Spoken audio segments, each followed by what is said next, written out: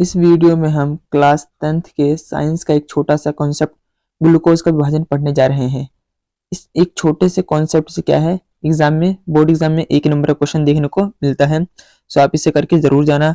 अक्सर स्टूडेंट्स इनको इग्नोर कर देते हैं और ये बहुत ईजी होते हैं और यहाँ से एक नंबर का क्वेश्चन आता है जो उनसे क्या है छूट जाता है। सो आप इसे जरूर करके जाना। इससे क्या होगा, आपके जो एक नंबर है वो कन्फर्म हो जाएंगे।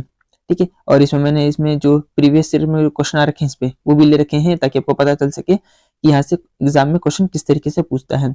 उससे पहले आप एक बार इस चार्ट को देख लो। अगर इस चार्ट को आपने एक बार देख लिया, ठीक है, अच्छे से याद कर लिया, तो यहाँ से एक नंबर कन्फर्म है कि आपके मिल जाएंगे, आपको एक नंबर यहाँ से। ठीक है। तो इसमें हमें पढ़ना है कि ग्लूकोज का जो ग्लूकोज है वो किस तरीके से टूटता है, किस तरीके से विभाजित होता है। ठीक है। जैसे हमें पढ़ना, देखिए जैसे ग्लूकोज है, ग्लूकोज क्या है, कोशिका द्रव के अंदर पायरूट में टूटता है। ठीक है। ये पहला स्टेप है कि ग्लूकोज जो है कोशिका द्रव में पायरूट में टूटता है। अब ये पायरूट में भी क्या है, विभाजन देखने को मिलता है। जैसे पायरूट जो है ईस्ट के अंदर जब विभाजित, जो पायरूट है, पायरूट जब विभाजित होता है ईस्ट में, तो इससे क्या निकलता है, तो इससे निर्मित होता है इथेनॉल, कार्बन डाइऑक्साइड प्लस ऊर्जा, ये देखने को मिलता है। और ईस्ट में जो ये विभाजन है ये ऑक्सीजन की अनुपस्थिति में होता है, ऑक्सीजन नहीं होता है।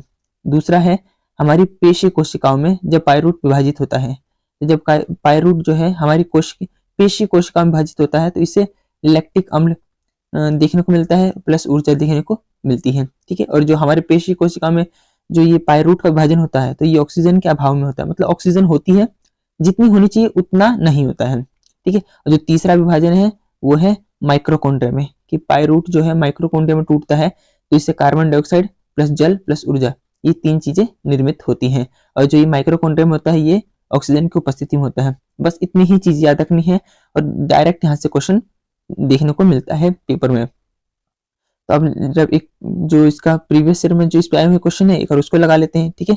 एक और याद रखना, देखिए ग्लूकोज जो है कोशिका द्रव में क्या है, पायरूट में टूटता है। अभी पायरूट जो है ईस्ट में ऑक्सीजन की अनुपस्थिति में, इससे बनता है इथेनॉल, कार्बन डाइऑक्साइड प्लस ऊर्जा। दूसरा है हमारी पेशी कोशिकाओं में, इसमें क्या है ऑक्सीजन का अभाव होता है और इससे लैक्टिक अम्ल और प्लस ऊर्जा देखने को मिलता है। तीसरा है माइक्रोकॉन्ड्रिया में, ये ऑक्सीजन की उपस्थिति में होता है और इससे कार्बन डाइऑक्साइड जल प्लस ऊर्जा देखने को मिलता है। यहाँ भी कार्बन डाइऑक्साइड है, यहाँ भी कार्बन डाइऑक्साइड है, ये थोड़ा ध्यान रखना। ठीक है। तो ये था ग्लूकोज का विभाजन। अब यहाँ से जो प्रीवियस ईयर में जो क्वेश्चन आ रखे हैं वो मैं आपको दिखाता हूँ। जैसे देखिए पहला क्वेश्चन आ रखा है कि वायवीय श्वसन के चरण में अब हमें बताना है कि जो ग्लूकोज है वो पायरूट में टूटता है, इसको क्या, ये किस में टूटता है, मतलब ये कहाँ पे होता है, जो ग्लूकोज है वो पायरूट में बदल रहा है, कहाँ बदल रहा है, तभी हमने ऊपर देखा था। देखिए ग्लूकोज जो है पायरूट में बदल रहा है, कहाँ बदल रहा है, कोशिका द्रव में। तो जो पहला जो होगा वो कोशिका द्रव होगा। ठीक है। तो यहाँ पे रिक्तिका है पहला, ये गलत हो जाएगा। ठीक है। यहाँ माइक्रोकॉन्ड्रिया है तो यहाँ गलत हो जाएगा। यहाँ क्लोरोप्लास्ट, ये गलत हो जाएगा। यहाँ कोशिका द्रव है तो ये ठीक हो जाएगा।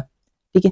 तो एक का तो आंसर इतना आ गया कि जो ग्लूकोज है वो पायरूट में टूट रहा है। ठीक है। तो कहाँ टूट रहा है, तो कोशिका द्रव में। दूसरा है पायरूट का जो क्या है, कार्बन डाइऑक्साइड में परिवर्तन होना। अब जो पायरूट है वो कार्बन डाइऑक्साइड में परिवर्तित हो रहा है। अब हमने यहाँ पे देखा था कि कार्बन डाइऑक्साइड दो जगह है, जो पायरूट है ये दो जगह कार्बन डाइऑक्साइड बन रहा है। यहाँ पे कार्बन डाइऑक्साइड यहाँ बन रहा है और एक यहाँ बन रहा है। ठीक है।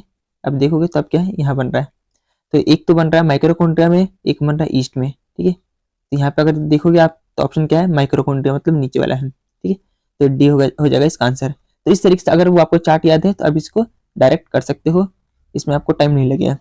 एक जो अगला क्वेश्चन है वो है इसमें कि हमें इसमें भी बताना है कि इसका जो विखंडन किस तरीके से दर्शाया गया है। जैसे ग्लूकोज जो है पायरूट में टूटता है, अभी हमने देखा क्या एक ही जगह क्या आएगा, तो कोशिका द्रव आएगा। यहाँ माइक्रोकॉन्ड्रिया गलत हो जाएगा, यहाँ कोशिका द्रव ठीक है, यहाँ कोशिका द्रव ठीक है, यहाँ कोशिका द्रव ठीक है।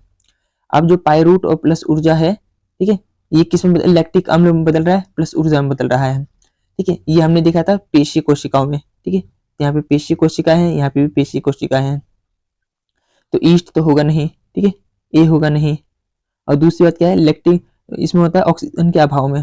ठीक है। ऑक्सीजन की प्रचुर मात्रा में, तो ये गलत हो जाएगा, ये ठीक हो जाएगा ऑक्सीजन के अभाव में। ठीक है। अगर आप देखोगे यहाँ पे तो इस तरीके से देखो, पायरूट जो है ये लैक्टिक अम्ल प्लस ऊर्जा में टूट रहा है, ऑक्सीजन के अभाव में और पेशी कोशिकाओं में। ठीक है। यही चीजें यहाँ पे भी है, देखने को मिलती है कि जो है कोशिका द्रव में है, ऑक्सीजन के अभाव में और पेशी कोशिकाओं में। तो इस तरीके से अगर जो ये आपको चार्ट याद है तो इस तरीके से क्या है, प्रीवियस ईयर में क्वेश्चंस आ रखे हैं, आप उनको डायरेक्ट कर सकते हो। अक्सर जो स्टूडेंट्स है वो इनको इग्नोर कर देते हैं, ये सोचते हैं कि इस तरीके से ये बहुत टफ है, या फिर यहाँ से क्वेश्चन नहीं आता, तो ये ऐसा नहीं है, ये ईजी बहुत होते हैं, ठीक है।